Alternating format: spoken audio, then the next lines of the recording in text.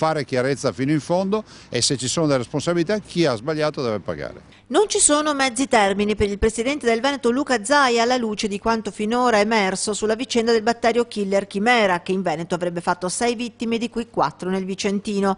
In queste ore è al lavoro la Commissione regionale sanità, alla quale anche l'USL Ottoberica ha inviato un dossier e vede 2 direttori sanitari indagati, un macchinario che avrebbe dovuto essere ritirato o quantomeno non utilizzato, dopo la nota inviata dalla stessa azienda produttrice. Procederemo in base alle indicazioni che ci verranno date da chi sta verificando tutto questo caso. Abbiamo nominato delle persone ed è giusto che questi, che sono titolati a farlo, ci dicano qual è lo stato dell'arte.